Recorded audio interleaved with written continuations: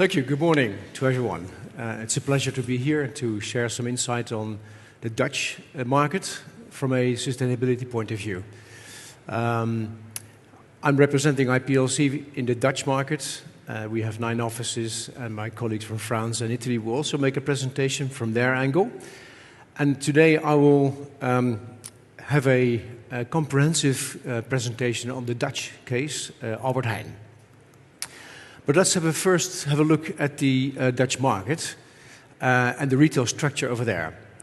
In the Dutch market, we have 5 parties from the buying side which determine the market. Obviously, there's Albert Heijn, which has a 35% market share.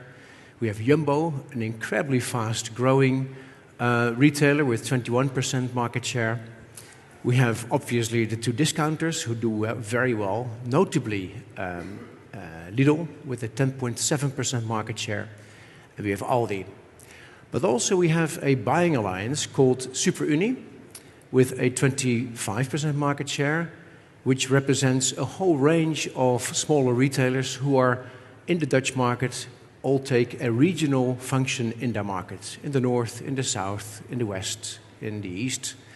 And you can see here like Coop, Deen, Dirk, Volmar, smaller regional retailers who have a combined buying alliance which is called SuperUnie. Jumbo is a particular case. Jumbo is a family-owned company in the Dutch market and based in the south, and they have demonstrated an incredible growth over the past 10 years. They went from 5% to 21% in 10 years, just by not only organic growth, but also lots of acquisitions they did. They took over many smaller retailers who did not grow or who were better off by being absorbed by Jumbo. The retail market share for retailer brands is 27%. Now, we have to be very careful with this number because Nielsen in Holland doesn't include the hard discounters.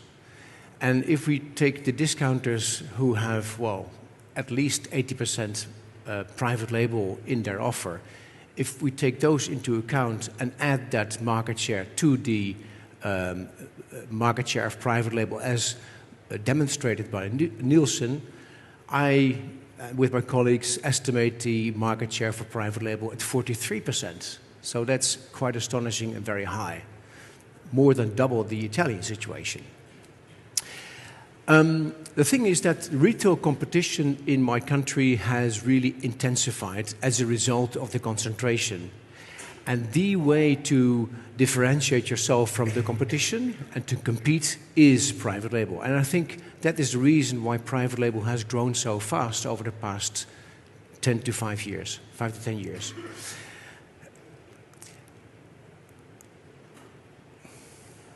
There we go. This is an interesting chart I would like to share with you because if we look at the reasons why consumers buy private label, it's very obvious. It's about price, it's about quality. That's obvious.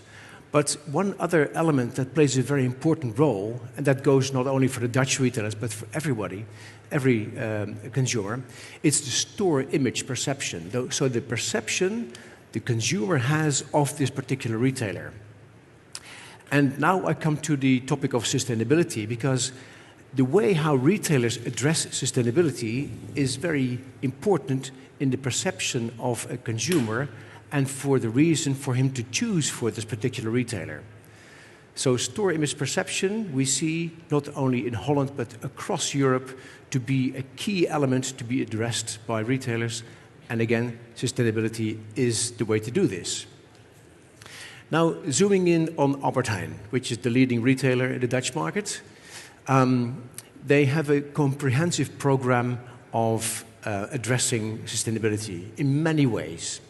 They do this in animal welfare, in packaging reduction, waste reduction, carbon footprint reduction, and I go through a few more in detail to show you what they in particular have done in this respect. So Albert Heijn, for example, has all its tea, its coffee, its orange juice and cocoa certified with the Rainforest Alliance, which UTZ. And all the cocoa-containing products are also sustainability grown. So the cocoa contains in cookies, in desserts, they all are sustainably grown. For fruit and vegetables, they have an approach where they say, we source as close as possible where we can, or as far as necessary. That's a kind of a comprehensive way of addressing the sourcing for the fresh food, where you, by doing so, reduce the carbon footprint. They also have some very clear and quantified objectives, like in 2015, they said, well, by 2030, 15 years from now, we want to have reduced the food waste by 50%. Now, these are very daring objectives to set. You really stick out your neck and you show, we do this. We commit ourselves for a longer run to really reduce the waste by 50%. And if the CEO of a company says this, it drips down into the organization, and everybody has to comply with that and start this thinking and acting and decision-making in line with those objectives. So quantifying objectives, in my view, is extremely important for any retailer, because otherwise it's somewhere in the air. It should be concrete. As far as to animal welfare, which is also an important topic in the Dutch market, addressed by many retailers, we have what we call a star scheme. So the more stars a fresh meat product has, the better the living conditions of the particular animal have been.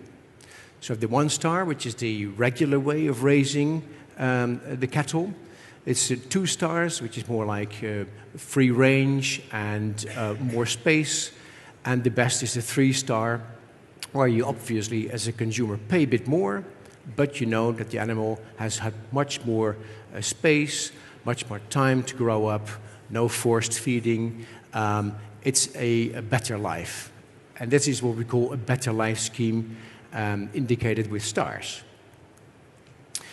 They also have, with regards to the dairy section, they have a program called Cow Soil Farmer, where all 3 elements in that supply chain, which results in great dairy products, is included in the sustainability chain, and that results also in products that carry a certain indication, the cow nature and farmer, the cow soil farmer indication, that it is really recognized by the consumer as a better product.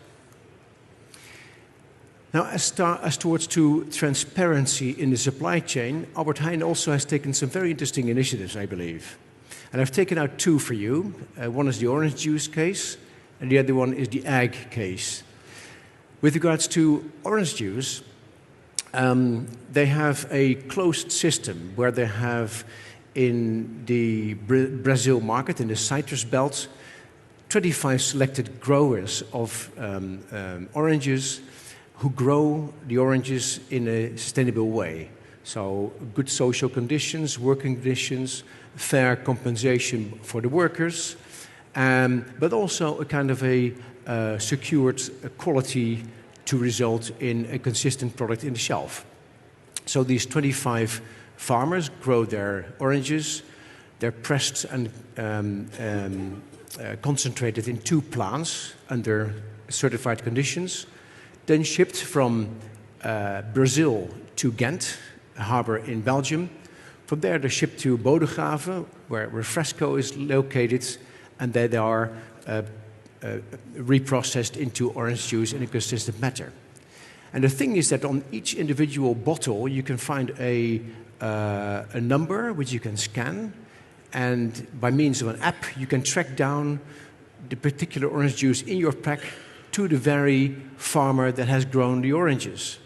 And this is all covered by blockchain technology to make secure that every step in the supply chain, until the product is on the shelf or in your home, in your glass even, is controlled.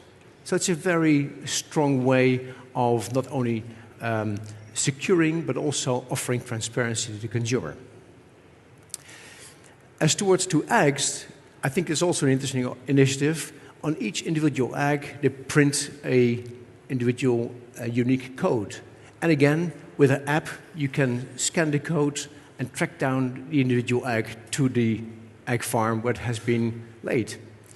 So again, blockchain technology, where it's completely secured from the hen that laid the egg until the egg on your plate, and you as a consumer, if you're interested, can track it down.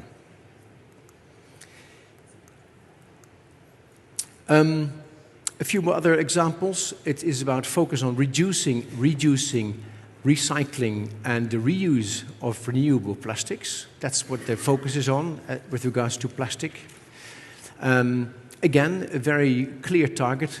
By 2025, all packaging must be recyclable. Well, these are very clear objectives. Again, that drips down in the organization and is clear to everybody in the organization as towards where decisions have to be made, towards packaging, but also supplier selection. 25 packaging reduction by 2025.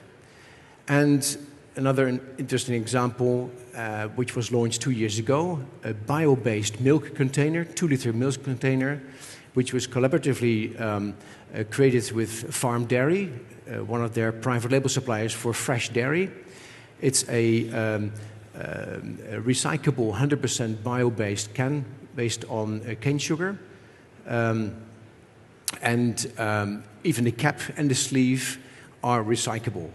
And as you can see maybe on the picture, there's the Albert Heijn logo embossed in the can. And Albert Heijn was the very first in Europe to launch such a bio-based can. So again, clear initiatives which also, of course, are supported by a message to the consumer to prove, hey, we Albert Heijn, we take your concerns as a consumer very serious.